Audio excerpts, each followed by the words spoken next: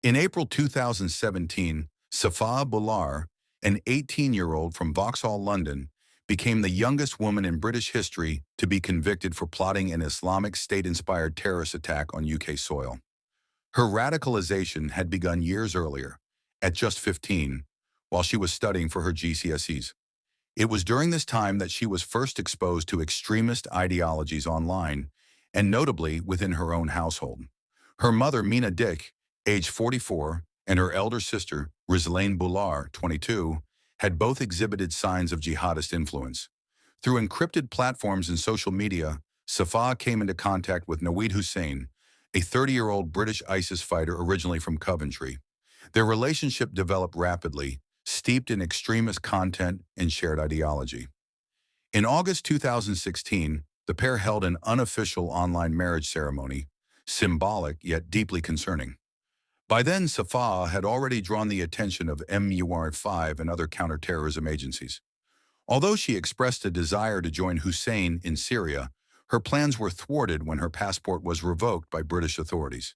Confined to the UK and under close watch, she shifted her ambitions inward, planning an attack on British soil. Reportedly under Hussein's encouragement, she devised a plan to target the British Museum using firearms and explosives. Unbeknownst to her, Hussein was already under MI5 surveillance and had been communicating with undercover officers posing as fellow jihadists. He was killed in a drone strike in mid-2017. Still determined and unaware that she remained under surveillance, Safaa continued plotting. She detailed her plans to another undercover officer, whom she believed was Hussein's superior. She revealed intentions to execute a mass casualty attack in central London. Even after being arrested on travel-related charges, Safaa remained undeterred. From her prison cell, she corresponded with her sister Rizlaine using coded messages, calling the planned attack a Mad Hatter's Tea Party and referring to weapons as cakes. She actively encouraged her sister to carry out the attack in her place. On April 26, 2017, Rizlaine and their mother, Mina, were observed by police conducting reconnaissance near potential London targets. The following day, the pair purchased kitchen knives from a local supermarket in Wandsworth. Surveillance teams moved swiftly and intercepted them before any violence could occur. Electronic evidence recovered from their homes revealed a trove of extremist propaganda and operational materials. Investigators concluded that the three women had orchestrated what would have been the UK's first all-female ISIS-linked terrorist plot. A fourth associate, Kaula Barghouti, 21, was later convicted for failing to disclose knowledge of the planned attack. In June 2018, Rizlaine Boular pleaded guilty and was sentenced to life imprisonment, with a minimum term of 16 years. Mina Dick received an extended sentence of 11 years and 9 months, including 5 years of post-release supervision. Barghouti received 28 months in prison. Safaya's trial took place earlier that year at the Old Bailey. She was found guilty on 2 counts of preparing acts of terrorism, first by attempting to join Islamic State abroad, and second for coordinating the British Museum plot. During her trial, she renounced extremism and appeared in Western attire. Her legal team argued that she had been groomed by Hussein and manipulated by her family. However, the judge dismissed this defense, emphasizing that Safaa had acted with open eyes. He described her as intelligent, articulate, and fully capable of making independent decisions. He warned that she remained a serious threat to public safety.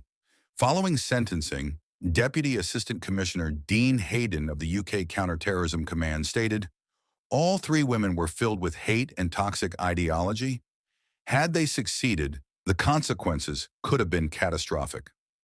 On August 3, 2018, Safaa Boular was sentenced to life imprisonment with a minimum term of 13 years. As of March 2025, she has served nearly 7 years behind bars. She was just 18 when convicted, and if she serves the full minimum term, she will be eligible for release at age 31. The children were watching cartoons. Their sister was cleaning up a murder. On March 7, 2015, in the quiet rural town of Pelly, Wisconsin, 17-year-old Ashley Martinson executed a double homicide inside her family's home. Her victims, her 37-year-old stepfather, Thomas Tony Ayers, and her 40-year-old mother, Jennifer Ayers. Inside the house were also her 3 younger siblings, aged 2, 8, and 9, who, though unharmed physically, were unwitting witnesses to a horror unfolding behind closed doors. That morning began with a confrontation. Tony had reportedly confiscated Ashley's phone and car keys. The act, seemingly small, was a final trigger. Court records would later suggest that years of alleged abuse, control, and confinement by her stepfather had reached a boiling point. With chilling resolve, Ashley retrieved a shotgun and shot him once in the neck and again in the head. The crime, however, did not end there. Panicked and armed, Ashley locked herself in the bathroom. When her mother forced her way in, Ashley turned the violence on her. She stabbed her mother over 30 times, killing her in what the prosecution would later call an act of overkill. In the aftermath, she locked her 3 younger siblings in a bedroom, supplied them with food, and turned on a movie to keep them calm. Then she fled the scene with her 22-year-old boyfriend, Ryan Sisko. The pair made it as far as Boone County, Indiana, before being apprehended the following day. Ashley was arrested without resistance. Her mother's vehicle had triggered an alert. It had been reported stolen. Back in Wisconsin, police discovered the children alive and unharmed in the bedroom, evidence of the peculiar blend of maternal instinct and calculated violence that characterized the case. Ashley was initially charged with 2 counts of first-degree intentional homicide, crimes that carried a mandatory life sentence. But in July 2016, she agreed to a plea deal, admitting guilt to 2 counts of second-degree intentional homicide. During sentencing, Ashley described a household defined by fear and control. She accused her stepfather of physical abuse, emotional degradation, and long periods of isolation punishment, during which she was allegedly locked in her room for days. Her mother, she said, knew, but did nothing. "I was trapped," she told the court. "I didn't see a way out." Prosecutors acknowledged that her home life was dysfunctional. Still, they presented compelling evidence that the murders had been premeditated. Forensic analysts uncovered online writings, dark fiction, and violent poetry penned by Ashley under a pseudonym, suggesting not only a disturbed mind, but a deliberate exploration of homicidal themes. Search history revealed queries about killing methods. The prosecution argued that this wasn't spontaneous. It was planned. The defense countered with evidence of prolonged psychological trauma, neglect, and a history of self-harm. Mental health professionals testified that Ashley had developed coping mechanisms rooted in fantasy, and that her writing reflected internal anguish, not intent. The judge walked a middle line. Acknowledging her victimization, he still emphasized the brutality of her response. Ashley Martinson was sentenced to 23 years in prison, followed by 17 years of extended supervision. As of May 2025, she has served just over a decade of that sentence. Now 27 years old, she is incarcerated at the Taycheedah Correctional Institution in Wisconsin. If she completes her full sentence, she will be 40 years old upon release in 2038. She was raised by love. Then she replaced her grandma's pills with poison. On August 1, 2006, in the quiet rural community of Roland Township, Michigan, 13-year-old Christina Lynn Atkins altered the course of multiple lives with a single, calculated act. Her grandmother, Virginia Bentley, 53, who had raised her since birth, was found dead in the home they shared. The cause was a fatal dose of morphine, a substance not prescribed to the victim. At the time, there were no alarms. Bentley's death was treated as natural. No autopsy, no investigation. A tragedy, certainly, but nothing that suggested a crime had been committed. That changed 2 years later. In 2008, Christina, then 15, made a voluntary confession. In a matter-of-fact tone, she admitted to having stolen morphine pills prescribed to her grandfather and substituting them for her grandmother's regular medication. She had taken time to remove the original pills, refill the capsules, and ensure the tampering went unnoticed. Bentley ingested the morphine-laced pills and died in her sleep. When asked why, Christina did not express confusion or remorse. She stated her intent clearly: to kill. Prosecutors charged her with second-degree murder and possession of morphine, offenses that carried severe consequences despite her age. During her court appearance, she showed little emotion. A clinical, almost robotic calm shadowed her statements. The courtroom struggled to make sense of the motive. The judge, during sentencing on April 27, 2009, said the act was a betrayal so complete it rewrites the meaning of family. He noted with severity that Christina had murdered the very person who had nurtured her since infancy. Some questioned whether her actions stemmed from impulsive resentment, long-term emotional disturbance, or a deeper psychopathy. There was no documented history of abuse or neglect. Nothing in her academic or social records forecast violence. There was, however, a subtle pattern: withdrawal, emotional flatness, fascination with control. Her psychological profile, developed during the trial, hinted at dissociative tendencies. Yet even expert witnesses struggled to label her definitively. In October 2008, she pled guilty to both charges as part of a deal that acknowledged her youth, but not her innocence. The court handed down a sentence of 30 to 45 years in prison. As of May 2025, Christina Lynn Atkins has served approximately 16 years behind bars. She is currently held at the Huron Valley Women's Correctional Facility in Michigan. Her earliest possible release date is December 16, 2037, when she will be 45 years old. She gave birth in silence. Then she silenced the cries forever. On the evening of March the 23rd, 2019, in the modest town of Ross-on-Wye, Herefordshire, 15-year-old Paris Mayo delivered a baby boy alone in her family's living room. Her parents and brother were just one floor above, unaware of the labor, the birth, or the brutality that followed. The baby, later named Stanley, lived only for a short while. His mother, a childcare student trained to nurture, ended his life with an act of violence that would echo across the country. Paris had hidden her pregnancy from everyone. According to her testimony, she didn't fully accept she was pregnant until hours before labor began.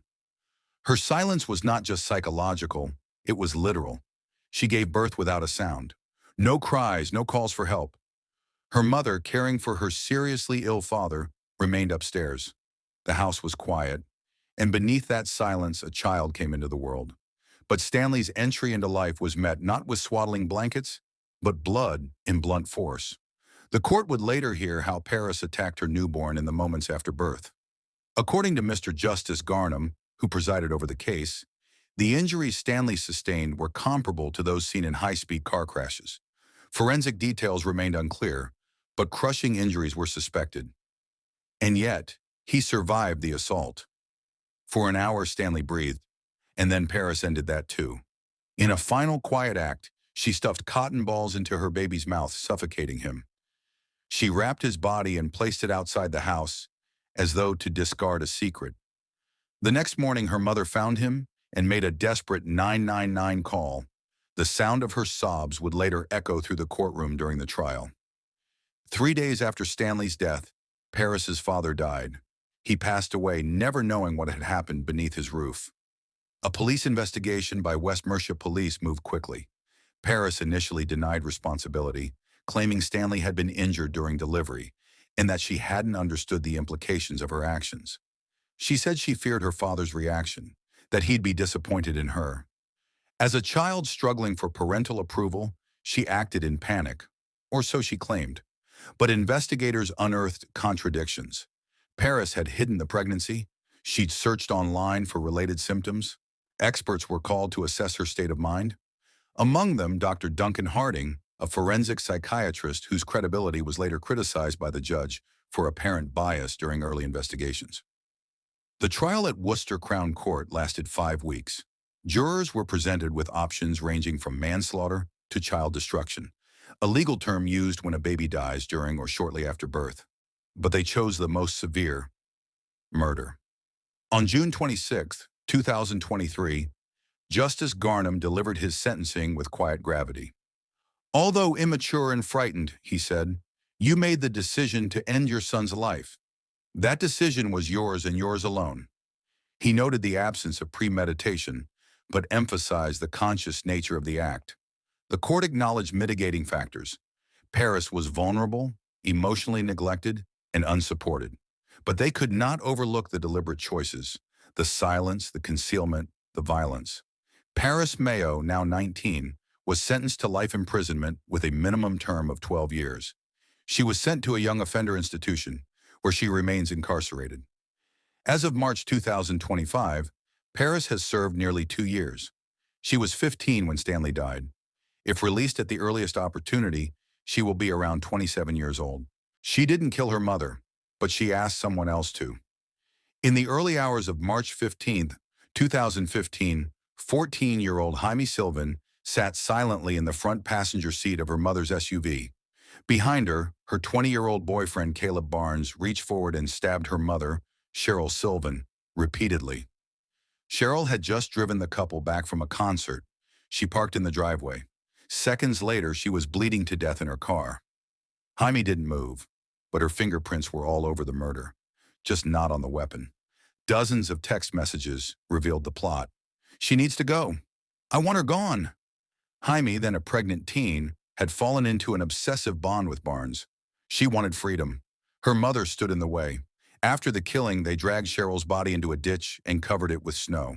It was discovered the next day. Jaime was charged as an adult with criminal homicide and conspiracy. In court, she described her love for Barnes as ineffable. Her attorneys painted her as a naive girl manipulated by an older man. The prosecution argued she was the architect. Barnes claimed Jaime had committed the murder. The jury didn't believe him. He was sentenced to life without parole. Jaime received 35 years to life. At her sentencing, she wept. I didn't kill her, but I made it happen. As of March 2025, Jaime Sylvan remains incarcerated at SCI Muncie in Pennsylvania. She will be eligible for parole in 2050 at the age of 49. Valentine's Day was supposed to be sweet. She planned blood. On February 14, 2025, 18-year-old Trinity Shockley was arrested in Mooresville, Indiana, for plotting a school shooting that would mirror the Parkland massacre, down to the date, exactly 7 years later. The plan was stopped just days before execution. A tip came in on February 10th via the Sandy Hook Promise hotline. The suspect had access to an AR-15, had just bought a bulletproof vest, and was praising Nicholas Cruz, Parkland's shooter. Parkland Part 2, one message read. I'm shooting him, referring to a fellow student.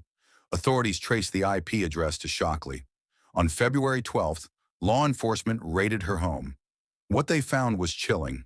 Notebooks filled with violent fantasies, a wall collage of mass shooters, Nicholas Cruz, Dylan Roof, Randy Stair.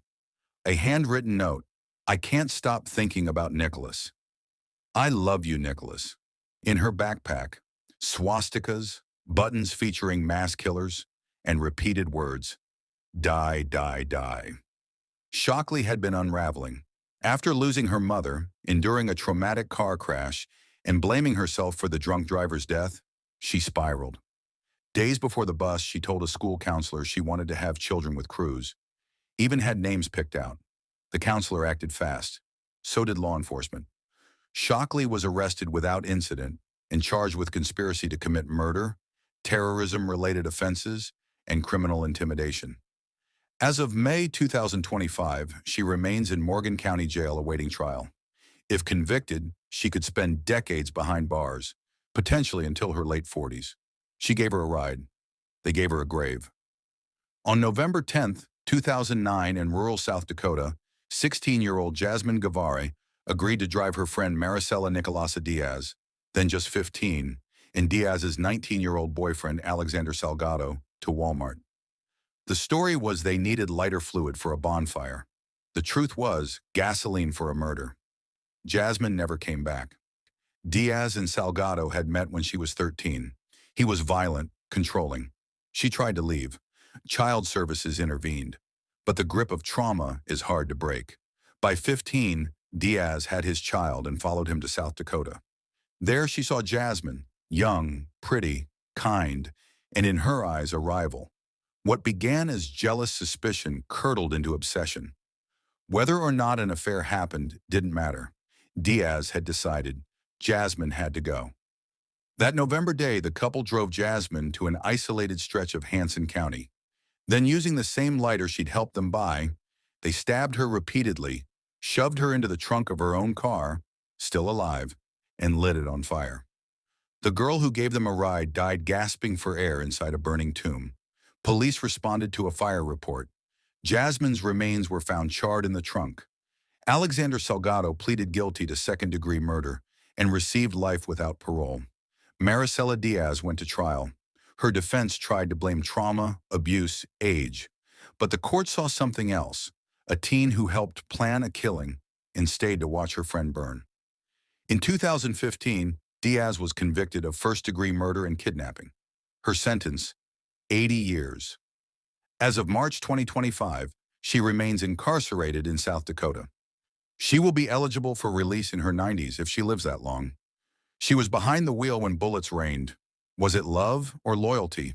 On a frozen January night in 2014, 17-year-old Megan Grunwald sat behind the wheel of a pickup truck, idling on a Utah highway shoulder.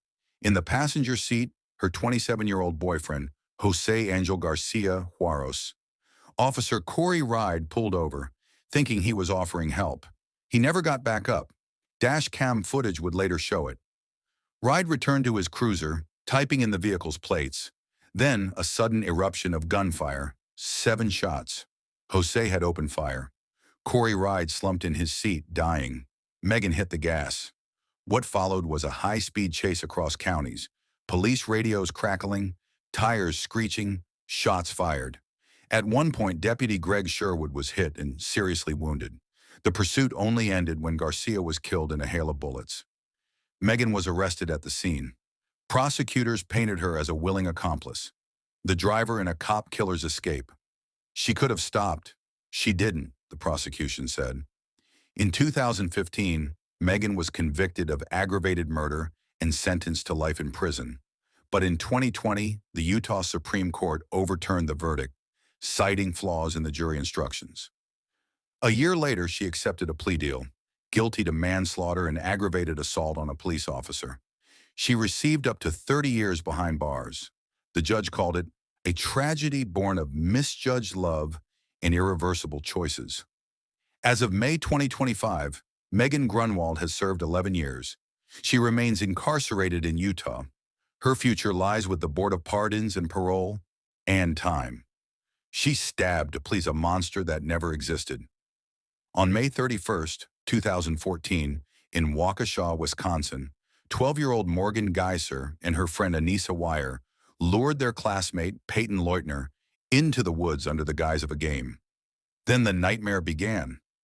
Morgan stabbed Peyton 19 times with a kitchen knife. Anissa stood by and whispered, "Go ballistic.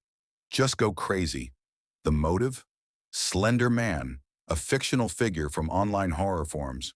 According to chat logs and police interviews, the girls believed sacrificing Peyton would earn them favor with the faceless creature. They wanted to become his proxies. They feared he'd kill their families if they didn't obey. After the stabbing, Peyton, bleeding, punctured, alone, crawled out of the woods. A passing cyclist found her. She survived. "I trusted them," Peyton later said. "They were my best friends." The case exploded into national headlines. Creepypasta horror fiction collided with reality. Suddenly, Slender Man wasn't just an urban legend. He was evidence in a courtroom. Both girls were charged as adults. Morgan Geiser was later diagnosed with early-onset schizophrenia. In 2017, she pleaded guilty to attempted first-degree homicide and was found not guilty by reason of mental illness. She was sentenced to 40 years in a psychiatric institution. Wire received 25 years under similar terms. As of May 2025, Morgan has served 11 years. In January 2025, a judge approved her conditional release, but backlash followed. Her proposed new home was too close to Peyton's. The judge paused her discharge. A new plan is under review. A hearing is scheduled for June 2025. She's still waiting, and so is Peyton. She pulled her hair. She pulled her into the grave. On August 11, 2024, what began as a petty jealousy-fueled confrontation outside a Gwinnett County apartment complex ended in blood, sirens, and death. 17-year-old Janine Gonzalez, newly relocated from Buffalo, New York, stood on the cracked Georgia asphalt filming on her phone. Not the scenery, but a murder. Her brother's fiancée, Antonetta Stevens, was attacking Ashley Bocanegra, a 30-year-old mother and the other woman in a messy love triangle. "I will murder you," Stevens shouted as she dragged Bocanegra by the hair down the road. Gonzalez's voice? Silent, but she kept recording. Bystanders screamed. A phone was stolen. A body was broken. Though Gonzalez only pulled hair, authorities later said she helped set the trap, using Stephen's fiance's phone to lure Ashley in. Ashley made it to the hospital on her own, but her injuries were too severe. She died within hours. What followed was chaos captured on tape. Police body cams, street surveillance, Snapchat uploads. In interrogation, Stevens said flatly, "She died? Oh, wow, that wasn't the plan." Gonzalez, stunned when told she was being charged, shrugged. "All I did was pull her hair." Both girls were arrested, charged with felony murder, aggravated battery, and robbery. Prosecutors later accepted plea deals: voluntary manslaughter and robbery by force. Each received 20 years in prison. Neither cried in court. Neither apologized. Ashley's mother told reporters, "My daughter was loving. She didn't deserve to be filmed while dying." As of March 2025, Janine Gonzalez remains in Arundel State Prison, serving her first year of a 20-year sentence. She was 17 at the time of the crime. If she serves the full term, she'll be nearly 37 when released. And still, all she did was pull her hair. She didn't wield the knife, but she pointed where it should go. On a quiet April evening in 2023, 15-year-old Krisha Beyonce Stroud stood outside a house in Felling Gateshead, watching a murder unfold that she orchestrated. She wasn't holding the blade, but she'd chosen the target. 40-year-old Gary Belfield, her half-sister's ex. The motive? A bitter feud over a dog. Inside the house, Belfield and his son, 21-year-old Luke Williams, were finishing a takeaway when two masked teens, Leandra Lopes and Jordan Tams, both 17, burst in with knives and a screwdriver. Williams was stabbed repeatedly but managed to escape, collapsing at a petrol station while pleading for help. His father wasn't as lucky. Belfield suffered 11 stab wounds. The injuries pierced organs, shredded arteries, and ended his life on the living room floor. Krisha, outside, watched through a window. She later bragged about the attack, describing how she saw blood splattered everywhere and laughing about how he didn't even get a chance to scream. CCTV footage placed her at the scene. Text messages showed her coordinating the ambush. Courtroom testimony from Williams described the chaos, screaming, and betrayal. During her trial, Stroud claimed innocence, but prosecutors painted her as the mastermind in school uniform, a teen with a turbulent past and a terrifying capacity for violence. In January 2025, she was convicted of murder and attempted murder and sentenced to detention at Her Majesty's pleasure, a juvenile life sentence with a minimum of 17 years before possible parole. Lopes and Tams received 26 years each. As of March 2025, Krisha Stroud remains incarcerated. She will be eligible for parole in 2040, age 32, a long adulthood shaped by a single, calculated night of revenge. No one knew she was pregnant until the baby stopped breathing. It was just another quiet morning in Gordon, Nebraska, a small town, the kind where nothing ever really happens. In a modest home tucked inside Sheridan County, 16-year-old Chloe Copland Anderson gave birth alone on the floor of her bedroom. Her parents were just rooms away. The television was probably on. The dishwasher might have been running. But Chloe never called for help. The baby, her son, survived only for moments. According to court documents, Chloe retrieved a kitchen knife sometime earlier that day. When the cries came, she silenced them. When her parents found the baby, limp and breathless, Chloe told them he had been stillborn. But her mother noticed the bruises, the shape of something sharp, and she remembered. The knife was missing. The first 911 call came from her father. "My daughter had a baby. He's not breathing," he said. Officers arrived. Grief met them at the door. Chloe's mother broke. She whispered through tears. She hurt him. That afternoon, the missing knife was found, bloody, hidden inside Chloe's bedroom closet. The blade matched the child's wounds. The silence was shattered. Chloe was arrested, charged with first-degree murder, child abuse resulting in death, and the use of a deadly weapon. The courtroom would later hear about her past, how she had been abused, how her pregnancy had gone unnoticed, untreated, hidden. Experts diagnosed her with PTSD and major depressive disorder. The child's father was 19. In Nebraska, that's statutory assault.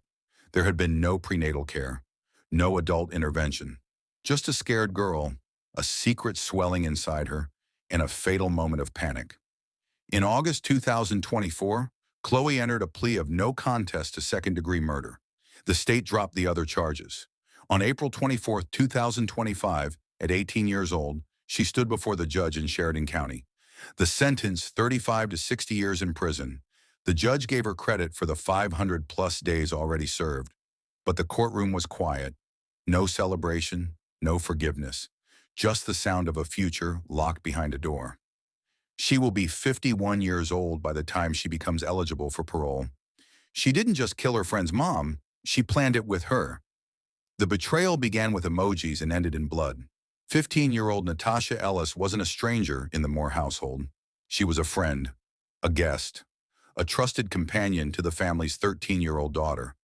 But behind the filtered Instagram selfies and after-school hangouts, a darker exchange was taking shape, one message at a time.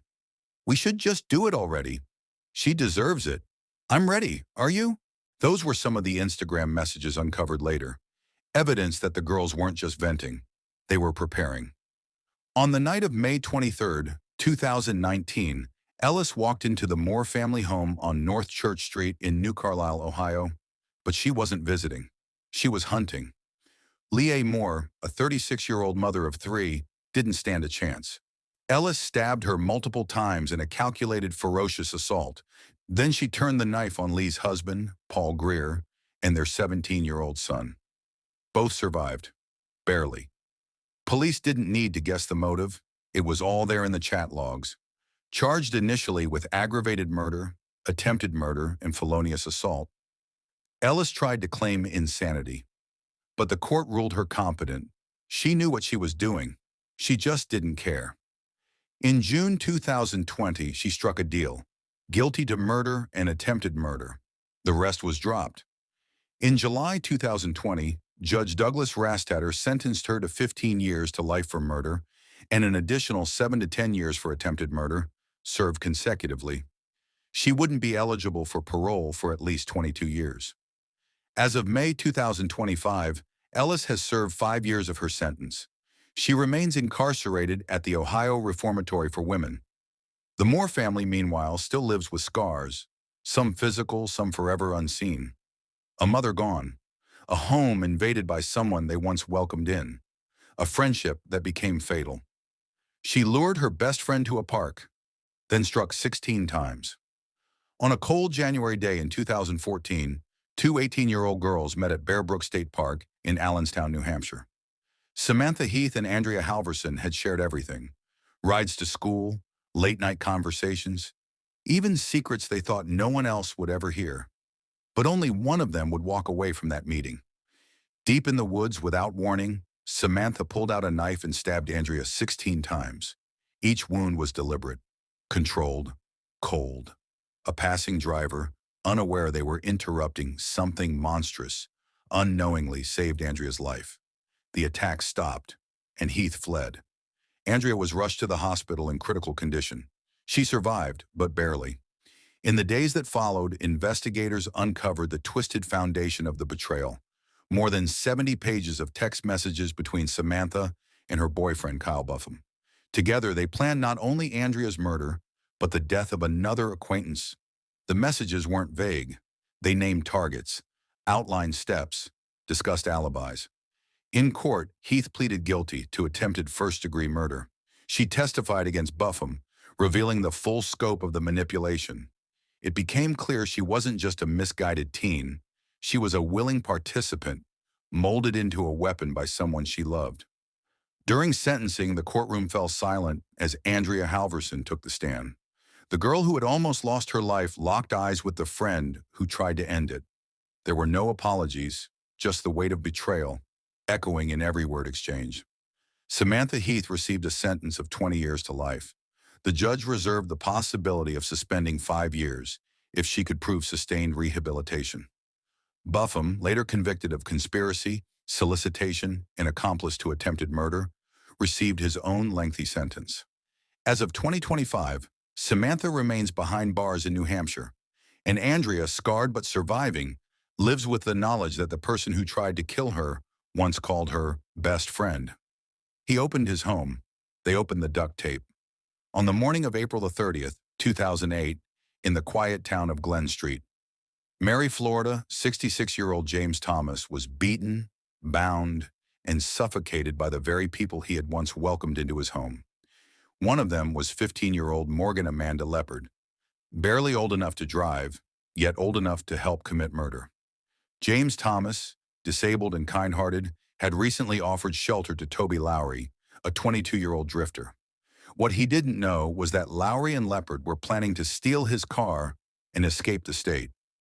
That morning, Lowry struck Thomas with a metal rod. Leopard didn't stop it.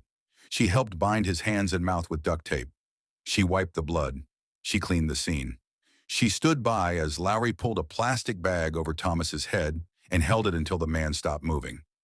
After the killing, they stole his car, his money, and fled Florida.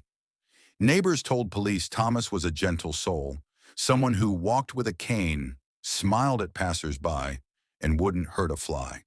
He didn't deserve what those kids did, one neighbor told investigators, fighting tears.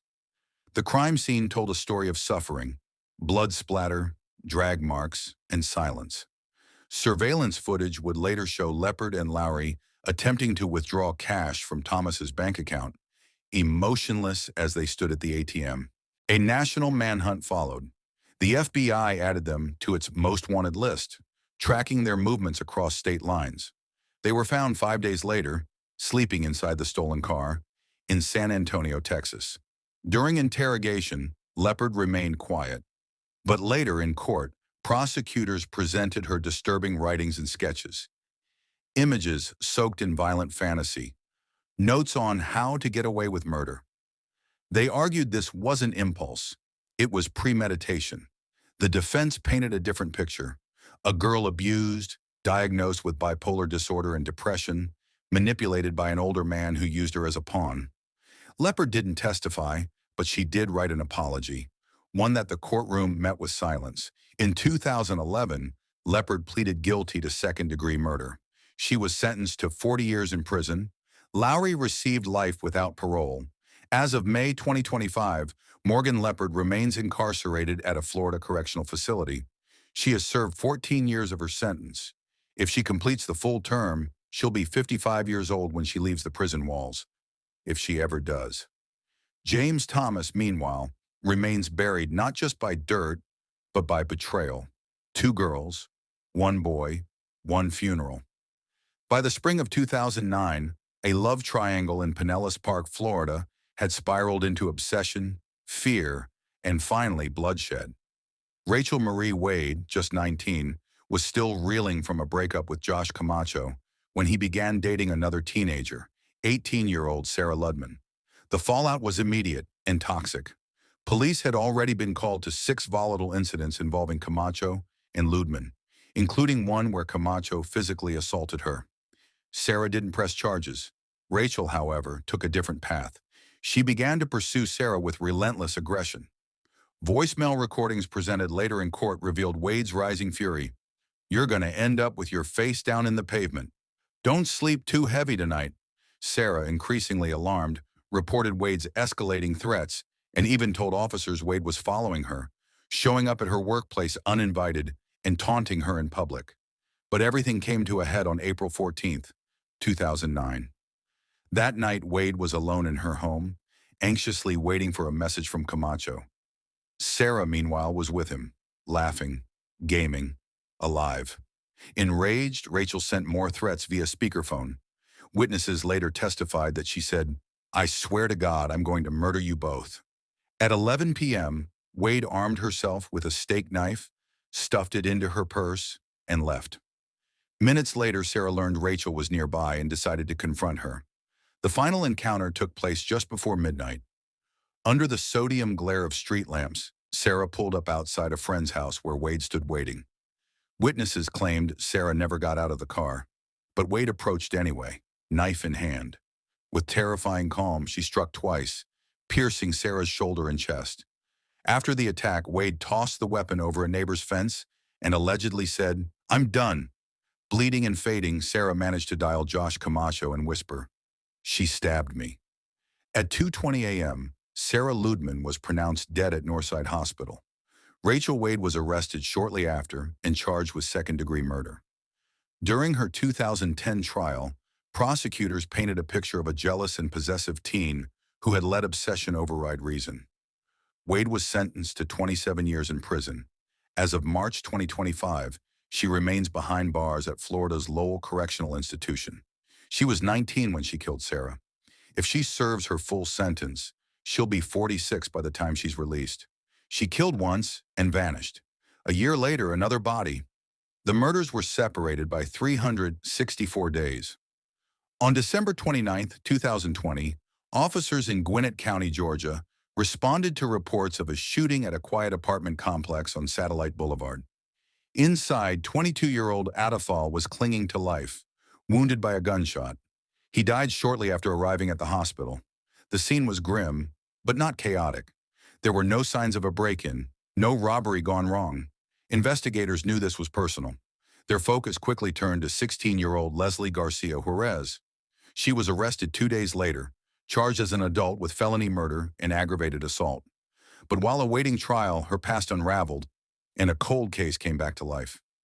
Nearly a year earlier, on December 30, 2019, the body of 19-year-old Oval Montano was discovered in a vacant apartment on Chase Common Drive in Norcross. He'd been shot once in the head. The murder scene was eerily silent. No witnesses, no immediate suspects. The case stalled until Leslie's arrest in 2020 gave investigators new reason to revisit it. In March 2021, while already in custody for Adafal's death, Juarez was formally charged with Montano's murder. Police had quietly been building a case behind the scenes. Forensic evidence, phone records, a timeline that put her at both crime scenes. In both cases, the weapon vanished. So did she, until she resurfaced in handcuffs. "We lost 2 sons," one relative told reporters after the second arrest. But the silence in that year between them was almost worse. We didn't know she was out there. As of May 2025, Leslie Garcia Juarez has spent over 4 years in custody. Still awaiting sentencing, her story reads like a shadow. 2 murders, a year apart, and no known motive ever publicly confirmed. He thought it was love. She brought a bullet. In the glowing lights of the Las Vegas Strip, where fortunes change in seconds and masks are easily worn, 17-year-old Emma Cusack was no tourist. She had come with a plan.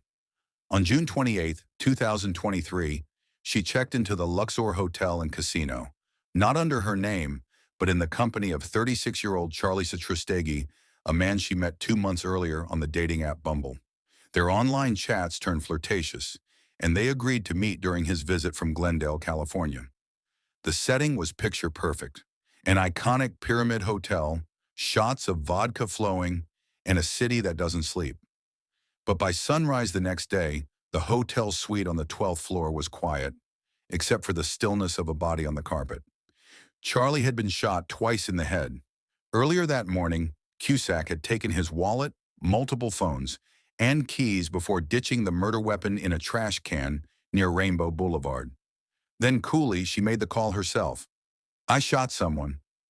I'll turn myself in." At first, her story followed a well-worn script: self-defense. She told police that Charlie had gotten aggressive, that she feared for her safety when he asked her to leave. She claimed he showed her a gun, and she acted out of fear. But that version didn't hold. Investigators found contradictions in her timeline. When pressed, her tone changed. She admitted she had taken the firearm with the intent to rob him. She was desperate, she said. No money, no future, no desire to return to jail. The act had been planned, not panicked. From romance to robbery to homicide, all in a single night beneath the neon lights. In September 2024, she pleaded guilty to second-degree murder with a deadly weapon. Judge Jacqueline Bluth sentenced her to 11 to 27.5 years in prison and ordered over $15,000 in restitution to Charlie's family.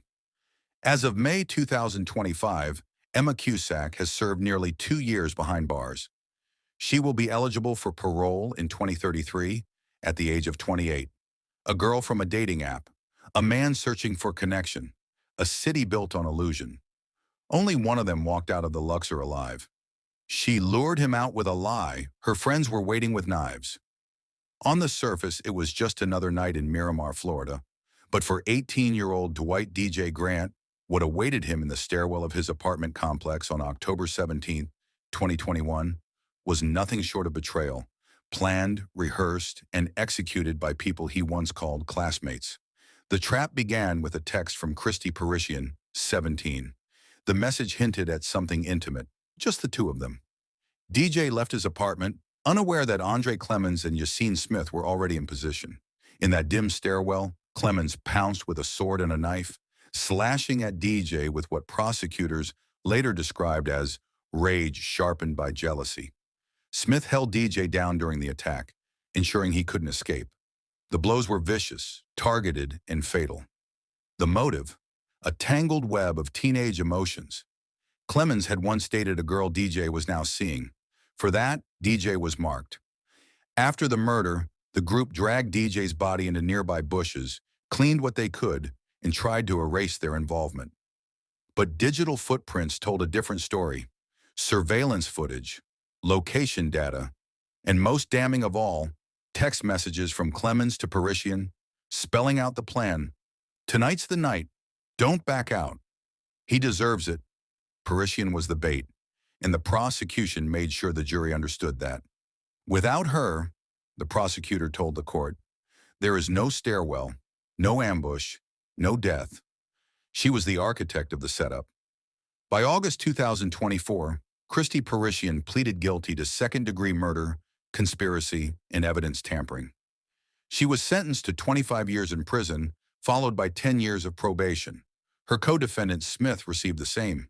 Clemens, who wielded the weapons, was convicted of first-degree murder and given 40 years plus lifetime supervision. As of May 2025, Parisian has served just under a year of her sentence. If she serves the full term, she'll be 42 when released, older than DJ Grant ever had the chance to be. A teen fight turned fatal, and everyone watched it live. What started as a heated back and forth between two 14-year-old girls escalated into one of Reno's most chilling teen homicides, filmed, shared, and replayed across Snapchat and social media like viral entertainment. On February 19, 2023, Sheila Camila Hernandez Rivas stood outside her home on Soft Winds Drive, waiting for the fight she knew was coming. Chloe Edwards, also 14, arrived with her older sister and a group of friends, ready for a confrontation fueled by online taunts and digital threats. The feud had been simmering on social platforms for days. What no one expected was that one girl came armed with more than just anger. Within moments of the altercation beginning, Hernandez Rivas pulled out a knife and stabbed Edwards multiple times. The crowd didn't intervene. Some held phones, some filmed, others screamed, then panic. Edwards was rushed to her nearby home on Red Baron Boulevard by her sister and friends. She collapsed in the yard. By the time paramedics arrived, it was too late. The girl who had argued with her rival hours before online was now gone. The footage of the stabbing spread almost instantly. Clips made their way across Snapchat, TikTok, and Instagram, graphic, grainy, and horrifyingly casual. What might have once been whispered about in classrooms was now looped on screens across Reno. The public response was swift and furious. "We watched a child die on camera," said one parent at a school board meeting. "And we didn't stop it, we shared it." Hernandez Rivas was arrested shortly after. The prosecutors painted her as remorseless, highlighting a recorded statement where she admitted what she had done, without regret. The judge later referenced the video footage in sentencing, calling it a chilling testament to the crime's brutality and the cultural rot surrounding it. In February 2024, she pleaded guilty to challenge to fight with a deadly weapon resulting in death. The court imposed a 50-year sentence, with a minimum of 20 years before parole eligibility. During trial, her defense argued that Hernandez Rivas had the mental age of an 11-year-old, pointing to a history of trauma, depression, and early substance abuse. Her mother testified that she wasn't the aggressor and that the fight was provoked by Chloe's group. But the court was unmoved. As of May 2025, Hernandez Rivas has served just over 2 years of her sentence. She will not be eligible for parole until 2043 at the age of 34. A fight that began online ended in death, and the world watched from their phones. She was 15, armed, and live firing at cops. In the early hours of June 1st, 2021, a quiet neighborhood in Deltona, Florida, erupted into a scene of gunfire and disbelief. Nicole Jackson Maldonado, a 15-year-old girl in state custody, had just escaped the Florida United Methodist Children's Home alongside a 12-year-old boy. Their plan wasn't to run, it was to arm themselves and fight. After breaking into a nearby home, the pair discovered a cache of weapons and ammunition. They trashed the house, loaded themselves with firearms, and waited.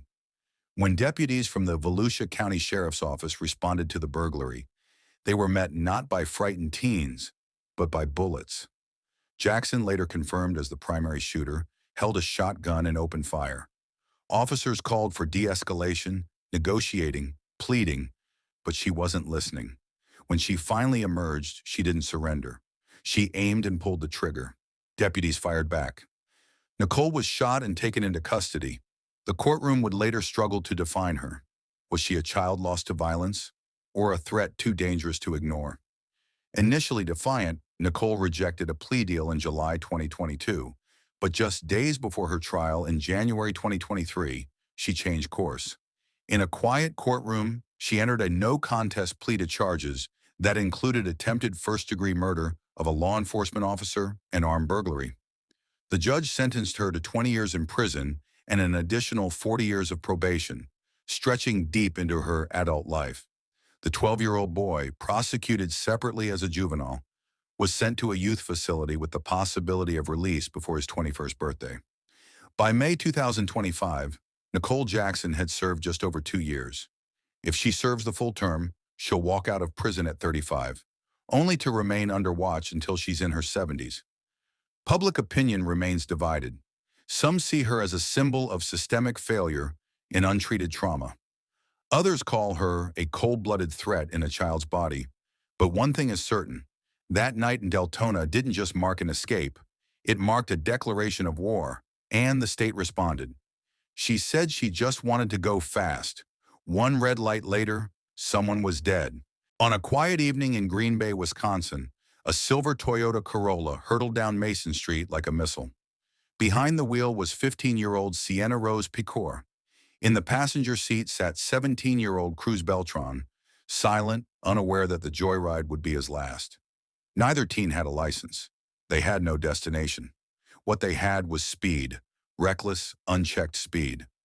Surveillance footage later showed the Corolla weaving through 35-mile-per-hour zones at over 110 miles per hour. As they approached the intersection at Mason and Oneida, the traffic light flickered yellow. Sienna pressed harder on the gas. An SUV lawfully entering the intersection never stood a chance. The impact was brutal. The Toyota crumpled like paper. Cruz died instantly, his body absorbing the full force of the crash. 2 people in the SUV survived with injuries. Police arrived within minutes to find Sienna dazed, standing outside the wreck. When asked why she was driving so fast, her reply was hollow. "I don't know." She claimed she wasn't racing. She said she didn't realize how fast she was going. But the data told a different story. Impact speeds between 116 and 123 miles per hour. Investigators found no alcohol in her system, but they did find one thing: devastation. The Corolla had traveled just under 2 miles from Sienna's home. It took her less than 60 seconds to reach fatal speed. Charged as an adult under Wisconsin law, Sienna faced counts including first-degree reckless homicide and recklessly endangering safety. In 2024, she accepted a plea deal, admitting guilt to second-degree reckless homicide. At her sentencing in Brown County Circuit Court, she wept. "I understand there are consequences for every action," she said. "I never meant to hurt anyone. I'm not the person this makes me out to be." Cruz Beltran's family was there, silent but present. His sisters spoke of birthdays without their brother. His mother, Michelle Sana, turned toward Sienna and delivered words that hushed the room. "I forgive you because we all make mistakes. But the hole in my heart will never close." The judge sentenced Sienna to 9 years in prison, acknowledging both her remorse and her unstable home life. Her punishment included mandatory community outreach, speaking to high school students about reckless driving. She was also ordered to complete a GED, perform 300 hours of service, and pay over $13,000 in restitution. As of May 2025, Sienna Pecor has served just over 2 years of her sentence at Taycheedah Correctional Institution. She will remain behind bars for nearly 7 more, followed by 6 years of state supervision. She murdered her mother, showed the body to a friend, and waited for her stepdad. On March 19, 2024, the quiet of a Mississippi home was shattered by a single gunshot. Inside that Brandon residence, 40-year-old Ashley Smiley, a respected high school math teacher, lay dead, killed by the person she likely trusted most, her 14-year-old daughter, Carly Gregg. The confrontation started with a parental warning. Ashley had discovered Carly's involvement with controlled substances. What followed wasn't a rebellion, it was execution. Cold, sudden, intentional. After the shooting, Carly didn't panic. She didn't flee. Instead, she texted a friend and invited them over, casually revealing her mother's lifeless body. Music played in the background, dark, pounding tracks that investigators would later say matched her emotional void. Surveillance records show she sent a message to her stepfather, Heath Smiley, luring him home. The texts were calm, even polite. When Heath walked through the door, Carly was waiting. She pulled the trigger again, aiming for the chest. The bullet struck his shoulder. Despite the pain, Heath overpowered her before she could fire again. The courtroom offered no glimpse of remorse. Carly sat motionless, her expression unreadable. She did not cry when prosecutors described her mother's final moments. She did not flinch when the bullet wound in her stepfather's shoulder was shown to the jury. Her defense team claimed she was mentally unwell, citing a history of depression and reported auditory hallucinations. But the jury saw something else. A methodical child with a clear plan, the kind who shows a corpse to a friend, then loads another round. After 4.5 days of testimony, the verdict was delivered, guilty of murder. Carly Gregg, at just 14 years old, was sentenced to life in prison with no possibility of parole. She is one of the youngest individuals in Mississippi history to receive such a sentence. She smiled in court. Millions watched her kill. The image that haunted millions didn't come from the crime scene. It came from the courtroom. In 2013, 18-year-old Isabella Guzman sat before a judge and grinned, a calm, vacant expression that sent shivers through the internet. Soon her face was everywhere. TikTok edits, YouTube compilations, Twitter threads. The internet mythologized her as the pretty psycho, but the truth was far more chilling. Behind the viral clip was the gruesome murder of her mother, Yunmi Hoy, inside their Colorado home. For months, tension between them had escalated. Isabella's behavior grew more erratic. Her mother reached out to police, reporting threats and feeling unsafe. But no one could have predicted what was coming. On an August night in 2013, Yunmi was taking a shower when Isabella struck. Before the attack, she had sent her mother a simple, terrifying message. "You will pay." Her stepfather, Ryan Hoy, heard Yunmi screaming his name. He rushed to the bathroom but found the door blocked. Moments later, Isabella emerged, silent, blood-stained, and holding the murder weapon. She walked past him without saying a word. Inside, Yunmi lay dead. She had been stabbed 79 times. Isabella fled the home but was apprehended the following day. In court, she pleaded not guilty by reason of insanity. Psychiatric evaluations diagnosed her with schizophrenia, revealing that she suffered from severe delusions. Among them, the belief that her mother wasn't really her mother. The court accepted the plea and committed her to the Colorado Mental Health Institute in Pueblo in 2014. Her behavior, though unsettling to the public, aligned with clinical symptoms of psychosis. One psychiatrist testified that her cognitive break had rendered her unable to distinguish family from threat. In 2020, Isabella petitioned for release, citing improved mental health and long-term treatment progress.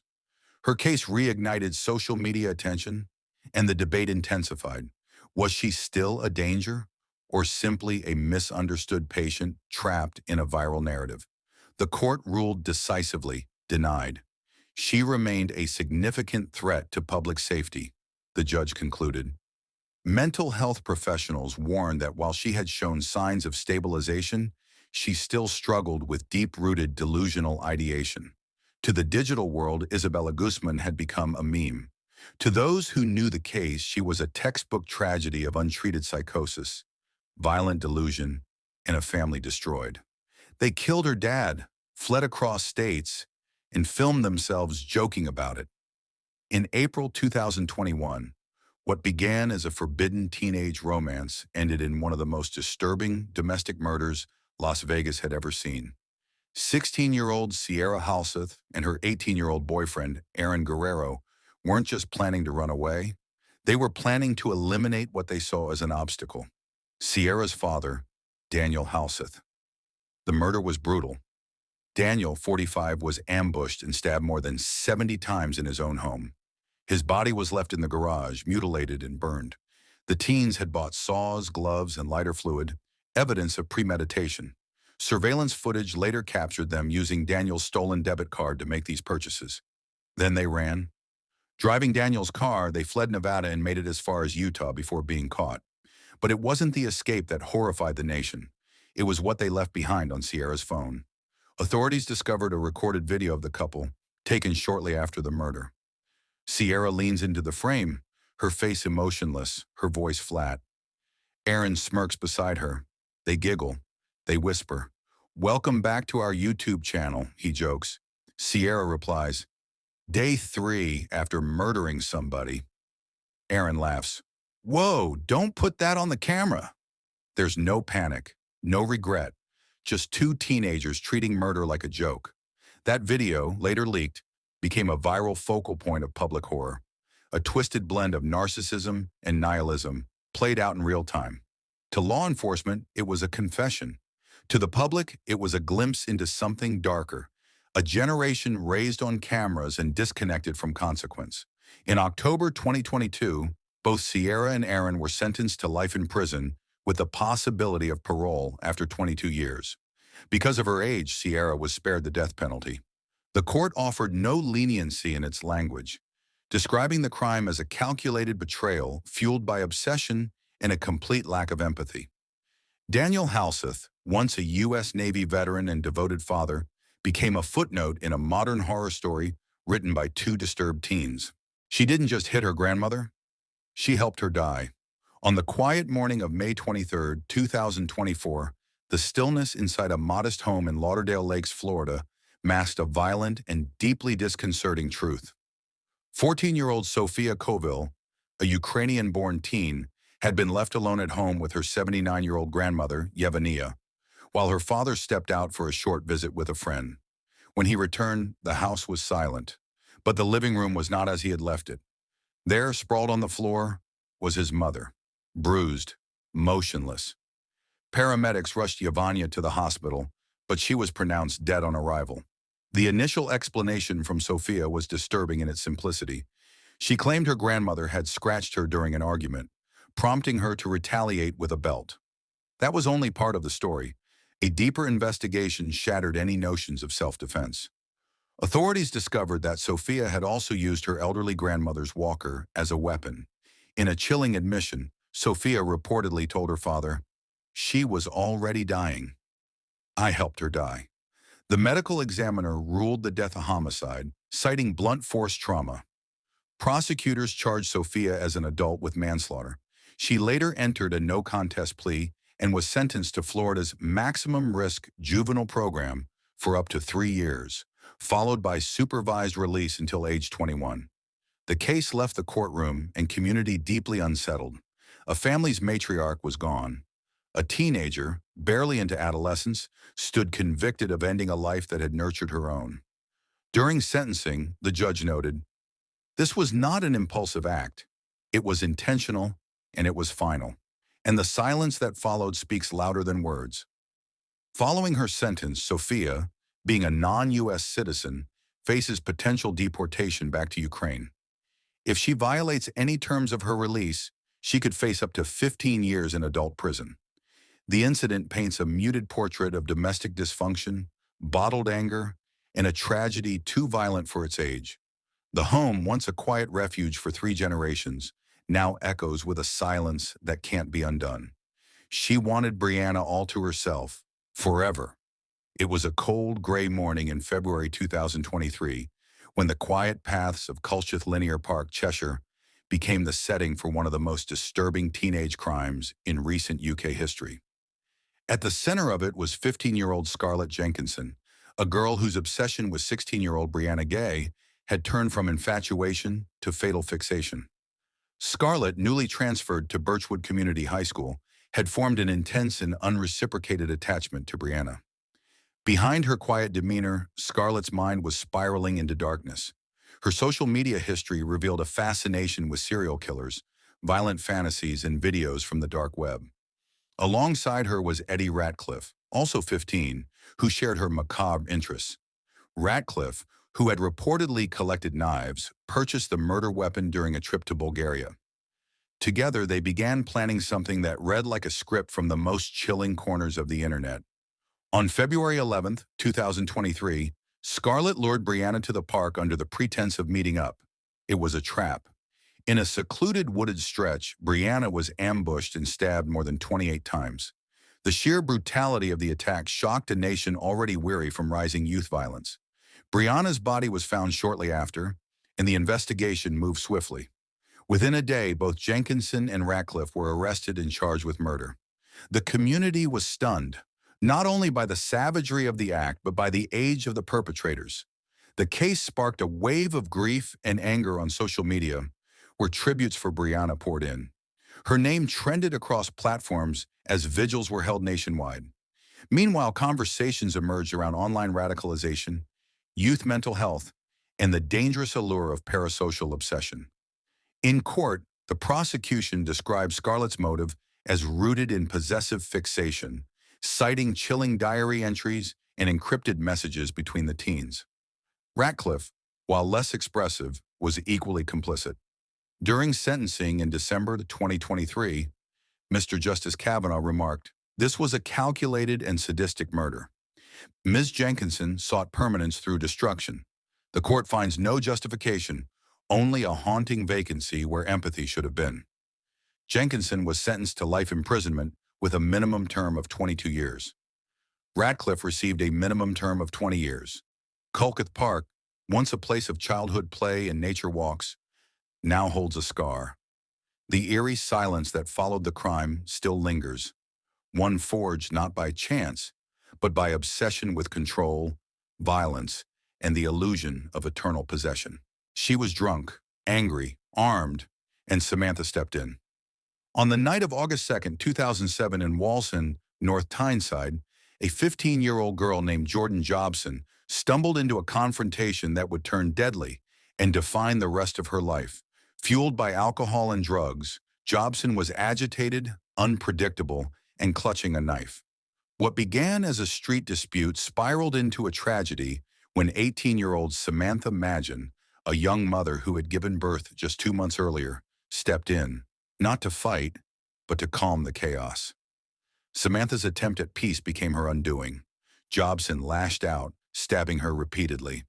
The violence was sudden and final. Samantha collapsed and died on the scene, never returning home to her infant son. A night out with friends had become a mother's final act of bravery. Arrested shortly after the incident, Jobson was charged with murder. Her defense claimed impaired judgment, intoxication, and no intent to kill. But the jury saw past the excuses. The image of a teenage girl, armed and aggressive, taking the life of a woman who only sought to help, was impossible to ignore. Jobson was convicted and handed a life sentence with a 15-year minimum. However, following an appeal, her sentence was later reduced to 11 years. After serving her time, she was released on license in December 2020. But the story didn't end there. Within just 6 months, she was recalled to prison after breaching her release conditions. The nature of the breach wasn't publicly disclosed, but its consequences were immediate and absolute. She was locked up again, her future uncertain. As of May 2021, she remained in custody, her parole under review. What makes this story so haunting isn't just the violence, but its unnecessary cruelty. Samantha was not involved in the original fight. She was not armed. She was a new mother, caught in the wrong place, at the worst possible time. Her son, now growing up without her, is a living reminder of that one irreversible moment. She opened her door for murder and helped hide the body. In the quiet rural sprawl of Sumter County, Florida, 18-year-old Charlie Ely lived alone in a modest home tucked behind overgrown brush and dirt roads. But in April 2011, her house became the stage for one of the most calculated teen murders the state had ever seen. 15-year-old Seth Jackson was lured to Ely's home under the pretense of reconciliation. His ex-girlfriend, Amber Wright, reached out with a fabricated olive branch, pretending she wanted to mend their relationship. But it was a trap. Waiting inside were Michael Bargo, Kyle Hooper, and Justin Soto, each armed with malice and a plan. As soon as Seth stepped inside Ely's house, he was ambushed. Beaten, shot multiple times, and ultimately dismembered, his remains were burned in a backyard fire pit. The gruesome nature of the murder shocked even seasoned investigators. Ely claimed she had no choice. According to her, she was threatened at gunpoint and forced to comply, first by offering her home and later by helping to conceal the evidence. Her trial painted a different picture, a willing participant who provided both the setting and the silence. Convicted and sentenced to life without parole, Ely's story might have ended there. But in 2020, her conviction was overturned due to what the court deemed ineffective legal counsel. In a controversial turn, she pleaded guilty to second-degree murder and received a reduced sentence, just 10 years. Ely has since been released and lives far from the shadows of that crime, maintaining a low profile and offering no public comment. Still, the questions remain. Was she a manipulated pawn or a quiet architect of a teenage lynching masked in loyalty? She offered a deal. It ended with a bullet. On an October night in 2018, 17-year-old Feisha Torres played the role of bait in a fatal trap that would leave 21-year-old William Toombs dead in a wooded area of Gwinnett County, Georgia. Torres, along with her accomplices, Khalil Miller and Nicholas Evans, devised a scheme built on false intentions.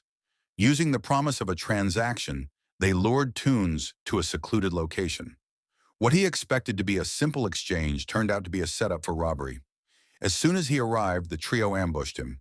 His phone and cash were forcibly taken. Then came the final betrayal.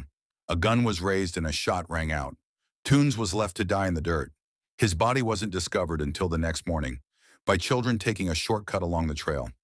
The investigation moved quickly. Detectives uncovered a trail of digital communication, text messages, social media contacts, and call logs that pointed to premeditation. It wasn't a heat-of-the-moment crime. It was planned, deliberate, and cold. All three teens were arrested and charged with felony murder, aggravated assault, and armed robbery. When Torres appeared in court, she seemed stunned, perhaps not realizing the full gravity of what had happened or what lay ahead. Though media coverage exploded at the time, many details of the judicial outcomes remained sealed or undisclosed. Still, the public was left with an image hard to forget. A group of teenagers who saw a young man not as a person, but as a target with a price tag. She was 16. She trafficked girls her age for profit. In Hanford, California, the face of human trafficking wasn't a hardened criminal. It was a teenage girl. In May 2016, 16-year-old Jelena Jane Bedrio Almario orchestrated a disturbing human trafficking operation that preyed on girls who, in many ways, mirrored her own life stage. Almario wasn't just involved, she ran it. She recruited 4 underage girls, all between the ages of 14 and 15, using school acquaintances, social media platforms, and a calculated charm that masked darker intentions. She built trust quickly, then turned it into currency. According to detectives, Almario would photograph the girls and post their images on illicit websites where adult men could browse and choose. Once a client made contact, Almario arranged the meetings, often driving the victims herself to run-down motels along California's notorious Highway 99, a corridor already plagued with exploitation and drug crime. The girls were told they were in control, that it was just for quick money, but every encounter chipped away at their youth and dignity. Some would disappear for nights or weekends, lying to their families or sneaking away, believing they had a friend in Almario. Instead, they had a trafficker. It wasn't until a desperate mother received threatening texts from Almario while searching for her missing daughter that police were alerted. The Hanford Police Department launched an immediate investigation.